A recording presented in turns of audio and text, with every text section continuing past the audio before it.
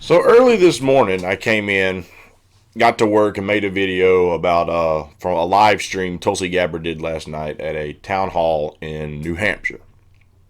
The focus of that video was exposing just how badly the DNC and the mainstream media have kind of crawled into bed together, and the fact that you can't have any debates outside of the DNC debates, or else you get blacklisted and blackballed from ever coming back to their debates. Well, I've stumbled across a little bit of new evidence. Now, this doesn't link to the DNC. This is exposing more of that same old typical mainstream media bias. Okay? Now, Andrew Yang has come out and boycotted MSNBC. And if you recall, maybe a week ago or so at this point, I made a video saying, should Tulsi Gabbard also jump in and try and help, Andrew Yang boycott MSNBC? And then I ran through some clips of where Joey Reid and company are basically trashing Tulsi up one side and down the other with the whole typical, slander about being a Russian asset, Putin and Assad apologist, can't call Assad a war criminal, blah, blah, blah, blah, blah. Okay?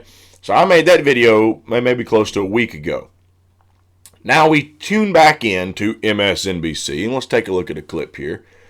And this actually came from a clip I think Andrew Yang uploaded, because I haven't even watched through the entire clip because I found this one particular part and I said, need to cover this one. But apparently Andrew Yang's clip that I got this from, apparently they must have slipped up and made some case for how he actually has a good chance of winning. But nonetheless, take a look at this clip and tell me if you see anything out of the ordinary in what you see right here. MSNBC national political reporter Steve Kornacki. So, Steve, on the subject of peaking, when is the best time to peak? Now, this is the big question, certainly, in politics, because you look right now, and Buttigieg is on the rise, and his campaign would certainly like to believe that number is going to keep going up, and he's going to run away with the nomination. But we have seen more than a few cases in the past where the candidate who is on the rise in November, on the rise in December, ends up an afterthought when the voting actually begins. So this is the Democratic race right now. This is the new national poll from Quinnipiac yesterday. Let's look back at the last time there was sort of a wide-open, jumbled field on the Democratic side, and when Democrats were trying to come up with a candidate to take out a Republican president. This was back in 2004. George W. Bush was the president. The Iraq War. Democrats had a pretty wide open primary that year. This is what the national poll looks like in this race right now. Okay, so I went ahead and stopped it just at that one little bit.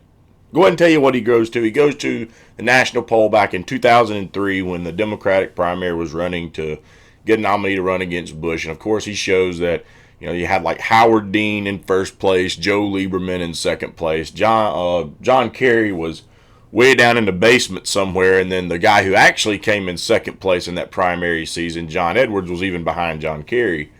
But the front runner people did no good when the voting actually started. That's what he went on to say there. But. Did any of you take a long look at that little poll that he put up on the screen? Did anyone notice anything out of the ordinary about that? In case you didn't get a good long look at it, let's take just a moment real quick and let's examine a nice screenshot of what he said the national poll looks like today. Okay, so taking this poll here step by step, let's see. We got Joe Biden, 24%, Pete Buttigieg, 16%, Elizabeth Warren, 14%, Bernie Sanders, 13%, Kamala Harris, 3%, Klobuchar, 3%, Bloomberg,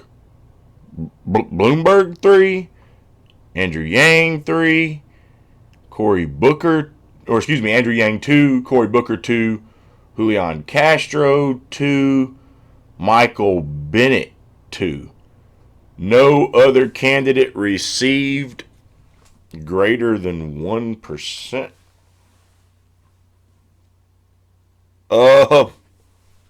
Wait a minute. Wait a minute. So what you're telling me is that Tulsi Gabbard doesn't have more than 1% nationally? Which national poll did you get that from? Because I've been seeing quite a bit lately where her and Andrew Yang are kind of right in that same area together. But she's conveniently not on your polls. Now, I thought you had to be polling at a certain percent in so many polls to be qualifying for these debates. And you know who hasn't been on the last, or wasn't on the last debate, and I don't even think was on the debate before that? Michael Bennet and Julian Castro. Julian Castro may have made the fourth round of debates, but he certainly wasn't in this last round. Neither was Michael Bennet. Yet, they're both on your screen there. And Tulsi Gabbard is nowhere to be found because she doesn't have greater than 1%. Oh, and who is above, apparently, Tulsi, since she doesn't even have 1% here, and Andrew Yang, who only has 2%. Who's above both of them? Michael Bloomberg. Michael Bloomberg. The guy who just jumped in the race, hasn't hit one debate stage, not even going to make it through the first so many of the primary. You know, I think what is he, jumping in on Super Tuesday? And then policy-wise, please examine this guy's policies.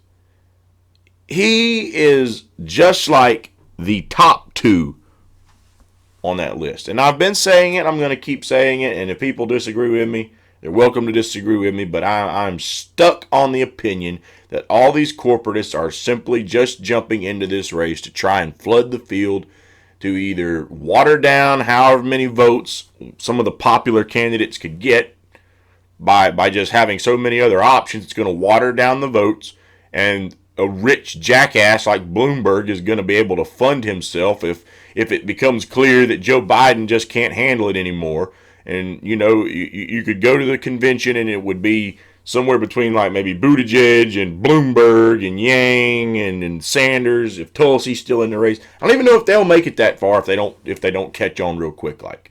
But I think it's become very obvious that the other corporate candidates are going absolutely nowhere, but Bloomberg has the money to just keep pumping that money in to run it all the way to the convention, causing a contested convention. First round, the superdelegates don't vote. Second round, you get superdelegates. And when they hit, the fix is in. The fix is in. But, I mean, really, just looking at this poll, I went over the plot that Tulsi exposed in New Hampshire yesterday about how they're rigging it so that you have to participate in these circus show debates where you can't get your message out there properly because they're not giving you much time to do it. They're also not giving you an equal amount of time and questions as they're giving other candidates who they love so dearly and can't get enough of kissing their ass. Okay? They keep playing this game over and over and over again. And we covered that. But here is even more proof of just what kind of games they're trying to play. When they literally pretend that someone who fought back from not being able to make the third debate, fought back from that, just had a massive fundraising, you know. Now, I'm not going to say she jumped huge percentage-wise like Andrew Yang did. I haven't heard any statistics on that. But what I do know about Tulsi's last fundraising month was that she blew past her goal line. She had a certain amount that she wanted. She went way beyond that. And I think that's because the diehard Tulsi Gabbard supporters out there, her grassroots movement, know we have to keep this fight going because things like this, they're just going to keep working against her. They're not giving her a fair chance. We have to do what we can to step in. And so they stepped on the gas last month with the contributions. Okay? And so I think that's a big part of why that happened. But that shows that there is genuinely an interest in Tulsi Gabbard, that these people really want to see her go all the way and make it to the nomination. And it is going to be an uphill battle. And it's certainly an uphill battle when mainstream news outlets like good old MSNBC here okay, are pulling games like this. So for all the people who said that they shouldn't boycott MSNBC on my last video that commented, no, I don't think they should do that because they need to hear from Tulsi. Understand this, you can boycott MSNBC and simply not want to give them the time of day for the interviews, but you could still appear in their debates, and you could still turn plenty of heads in their debates. What are they going to do? Give you a couple of questions? Oh, they're already doing that anyway. They're already treating you like crap when you hit the debate stage. They're already trying to silence you every way possible. Hell, they can't even put you on the screen for the national poll. They're trying to imply that you're running lower, you being Tulsi Gabbard here, they're trying to imply that you're running lower on these polls than two guys who weren't even in the last debates and you were. And yet, I kind of thought you had to be so high up in these polls to qualify for these debates. But so Tulsi Gabbard doesn't even make the cut for MSNBC's lovely expertise, you know, and their political analysis. She's nowhere to be found on this screen. I've said it once, I'll say it again. This is a perfect example of exactly how corrupt this is. This is the reason, even though my channel is nowhere near the size of people like Jimmy Dore or, you know, Kalinsky, Progressive Voice, anybody. You know, this is the reason, though, that no matter how big or small your channel may be, you need to be calling out mainstream media and exposing this sort of corruption and informing as many people as you possibly can. You know, I get a lot of comments from people from time to time saying, oh, your channel's nothing like theirs. It doesn't matter. It doesn't matter. Even if I only reach 50 people, and maybe those 50 people watch some of those other YouTube channels, and they could get this information from 3 different sources, that's fine. But if I just reach 10, just 10 people, and I get people who are going to say, oh, that you know, that's a goldfish in an ocean. That's nothing. Again, I'm a firm believer in the old ideology. Every little bit counts. Okay? And one thing that I've noticed is some of these topics that I've been covering, people like the Humanist Report or Secular Talk, they're coming out a couple of days later and covering on their channels too. Now, I have no idea if they watch my program or not. I'm not trying to sound like I'm an egotist here. But take, for example, the day after the House voted to keep the Patriot Act. It was right, I think it was the same day the last debate was going to happen that I made a video covering that. Okay? Kyle Kalinsky just released that, I think, yesterday? Talking about how they, you know, decided to keep the Patriot Act and voted to keep it. And then they bowed down, the Democrats bowed down and kept the Patriot Act instead of taking a stand. Okay? So, yeah, you know, I covered that a week ago. And then I covered the CNN panel that said Klobuchar did so great voter-wise. Humanist Report just released that, I think, yesterday, doing his take on that. So while all of you out there are saying that my opinion may be irrelevant, understand this. I'm covering these topics, and then eventually it seems like sometimes other YouTube channels are getting around to some of these topics as well.